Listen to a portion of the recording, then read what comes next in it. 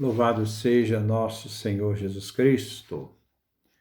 Nós estamos reunidos para meditarmos, contemplarmos a leitura da carta aos Hebreus, nosso 28º encontro, Fé e Testemunho, trabalhando a carta aos Hebreus, do capítulo 11, do versículo 7, do versículo 1 ao versículo 7. Então, Hebreus, capítulo 11, do versículo 1 ao versículo 7. Ouçamos o nosso texto antes de refletirmos. Fé e testemunho. A fé é o modo de já possuir aquilo que se espera. É o meio de conhecer realidades que não se veem. Foi por causa da fé que os antigos foram aprovados por Deus. Pela fé, sabemos que a palavra de Deus formou os mundos. Foi assim que aquilo que vemos originou-se de coisas invisíveis. Pela fé, Abel ofereceu a Deus um sacrifício melhor que o de Caim. E por causa da fé, ele foi declarado justo. E o próprio Deus afirmou que aceitava os seus dons. Embora estando morto, Abel continua falando pela sua fé. Pela fé, Enoque foi levado embora para que não experimentasse a morte, e não foi mais encontrado, porque Deus o levou. E antes de ser levado, foi dito que ele agradava a Deus. Mas é impossível agradar a Deus sem a fé. De fato, quem se aproxima de Deus deve aceitar que ele existe e que recompensa aqueles que o procuram. Pela fé, ao ser avisado divinamente sobre coisas que ainda não via, Noé levou isto a sério e construiu uma arca para salvar a sua família. Por essa fé, ele condenou o mundo e se tornou herdeiro da justiça que provém da fé. Este é o nosso texto que nós vamos refletir no dia de hoje. Vamos lá no versículo 1. A fé é o modo de já possuir aquilo que se espera. É o meio de conhecer realidades que não se veem. A fé é o modo de já possuir aquilo que se espera. O autor da carta nos diz que, pela fé, nós já possuímos o que se espera. Veja o advérbio já, aqui, agora. Não é uma realidade que teremos como uma coisa que teremos após a morte. É uma realidade que se obtém não na morte, mas a partir do momento da fé. Porque naquele momento de fé nós já somos possuidores desta realidade. Nisto podemos também entender o que Jesus diz a Nicodemos. Quem nele crê, isto é, tem fé, não é condenado. Quem não crê já está condenado, porque não acreditou no nome do Filho único de Deus. A fé já é uma participação da promessa. Ainda não na sua totalidade, mas já somos possuidores daquilo que se espera. A esperança, que é uma realidade futura, é antecipada pela fé. E pela fé se tem um meio de conhecer as realidades que não se veem. E assim entendemos Jesus falando a Tomé: você acreditou porque viu. Felizes os que acreditam sem ter visto. Quem caminha na fé não caminha na visão, diz São Paulo na segunda carta aos Coríntios, capítulo 5, versículo 7. Na visão de Deus, mas não mais precisaremos de fé.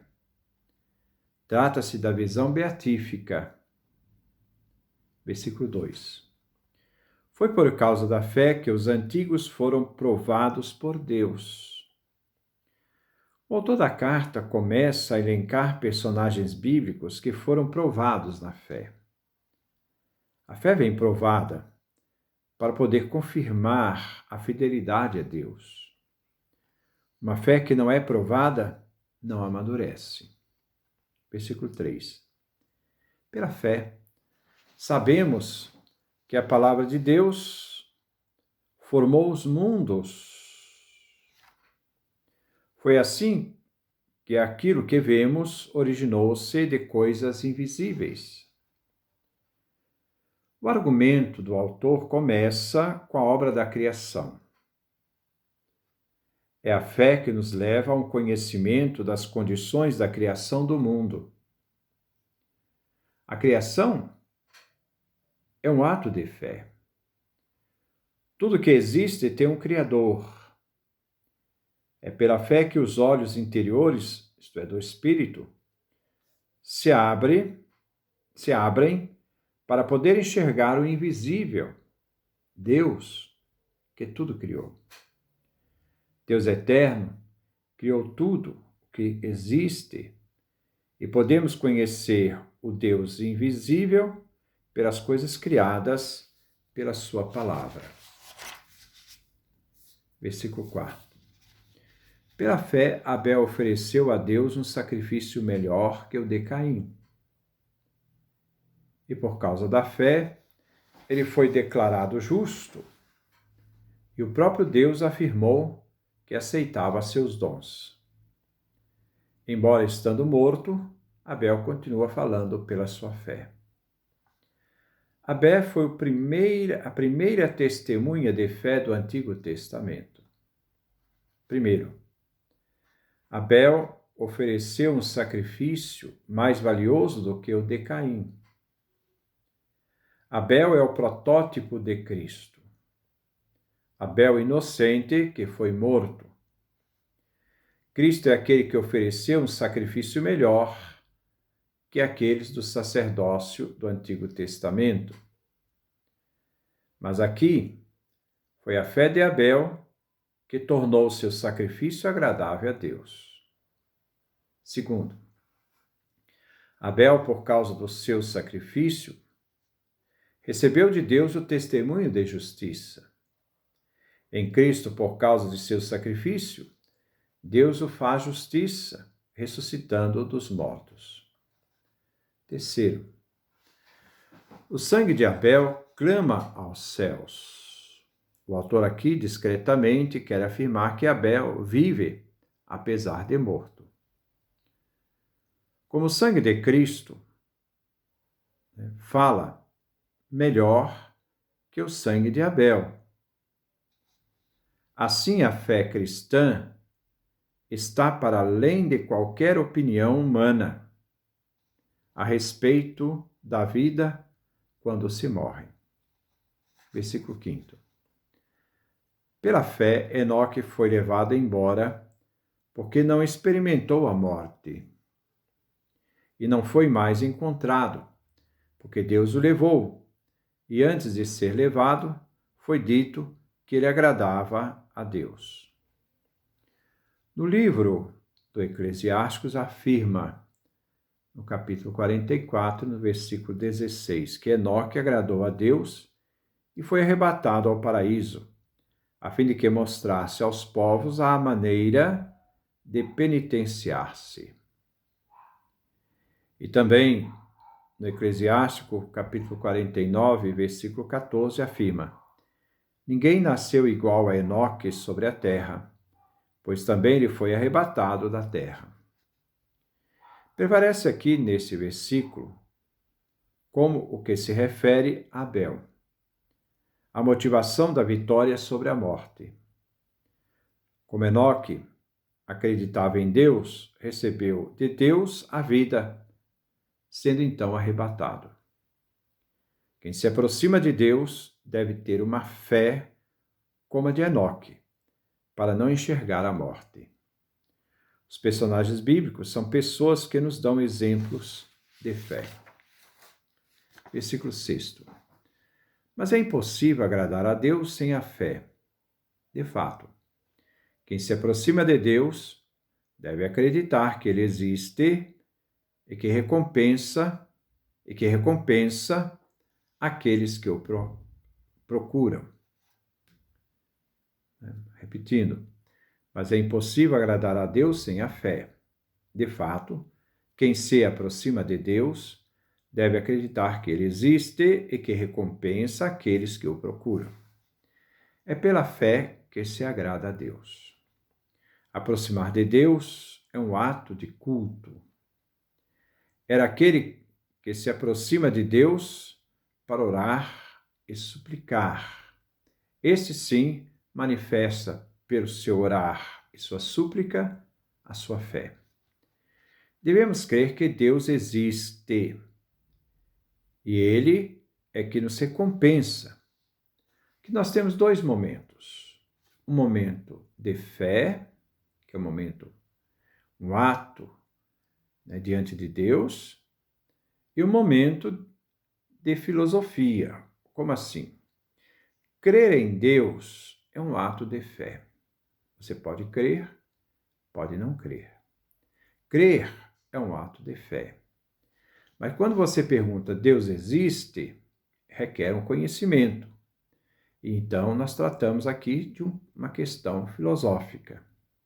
Então, ter esse conhecimento da razão sobre a existência de Deus. Versículo 7. Pela fé, ao ser avisado divinamente sobre coisas que ainda não via, Noé levou isto a sério e construiu uma arca para salvar a sua família. Por essa fé, ele condenou o mundo e se tornou herdeiro da justiça que provém da fé. A fé de Noé acredita em realidades que ainda não se via. Como acreditamos em coisas que não vemos, cabe saber obedecer e confiar em Deus. A condenação do mundo pela fé nada tem a ver com arrogância espiritual. Abel construiu a arca ouvindo Deus e assim salvou sua família. E a sua obediência foi capaz de fazê-lo viver. Ele condenou o mundo quando foi salvo por Deus, que já havia decidido pelo dilúvio, e ao ouvir a Deus, Noé e sua família foram salvos. A justiça provém da fé. Então, quando nós deparamos nesses exemplos, ele vai elencar vários personagens bíblicos. Ele vai começar pela criação. A primeira realidade que nos lança a fé é olhar a criação e saber que existe um Criador. Que tudo tem um sentido. Não é uma coisa do vazio. Não é simplesmente uma realidade que nasceu, por acaso. Não. Tem uma intencionalidade de Deus que cria. Nós somos chamados a olhar essa natureza para contemplá-la. O segundo exemplo, Abel. Abel justo. É também para nós o exemplo de fé. Depois, Enoque. Enoque também para nós aparece como exemplo de fé. E todos eles tendo em referência a Jesus Cristo. E o terceiro e último personagem é Noé. Noé, que acreditou em Deus, e pela sua realidade, pela sua fé, acabou salvando a ele e sua família. Então, sempre lembrando isto, o ato de fé, acreditar, eu acredito, é um ato de fé. Quando o ateu diz, eu não acredito em Deus, significa que o ateu está dizendo, eu aposto na não existência de Deus. Isso é um ato de fé.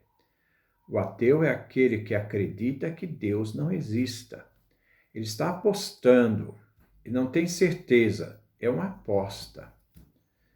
Já o cristão diz, eu acredito em Deus, é um ato de fé que une a pessoa diante de tudo aquilo que Deus revela, e no caso aqui para nós, através de Jesus Cristo.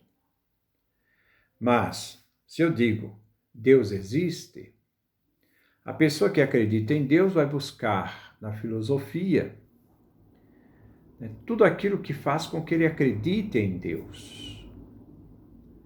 Então vai buscar na ciência, vai buscar na inteligência, argumentos para mostrar a existência de Deus. Para nós cristãos, a criação é uma prova da existência de Deus. Para o ateu, não é. Ele vai dizer que o mundo nasceu por acaso, simplesmente um acaso. É uma concatenação, uma sucessão de acasos. Né? Então, há uma diferença. O ateu não acredita que Deus existe. Não, aliás, o ateu não acredita em Deus. O cristão acredita em Deus. Mas o ateu vai buscar na filosofia e na filosofia da ciência uma justificativa para poder falar porque ele não crê em Deus. Agora, o cristão também vai buscar na ciência e na argumentação para mostrar, não, eu acredito em Deus porque tudo aquilo que a natureza oferece, que a ciência oferece, pode me provar a existência de Deus. Um é o dado filosófico, outro é um dado teológico. O dado da fé é teológico. Só se pode fazer teologia se tem fé. Se não tem fé, não pode fazer teologia, porque há necessidade de se ter fé para fazer teologia. Já a filosofia, não. Você pode fazer, vamos supor, uma filosofia da religião. Você buscar argumentos para justificar a religião. Você pode ser até um ateu. Porque você pode buscar argumentos para justificar a filosofia da religião. Você não precisa ser uma pessoa de fé. Por exemplo, se você é um exegeta, o exegeta também pode ser ateu, porque ele vai trabalhar simplesmente com as questões da tradição histórica, literal, da questão cultural da época. Né? Para ser um exegeta não precisa ter fé, mas para ser um teólogo precisa ter fé.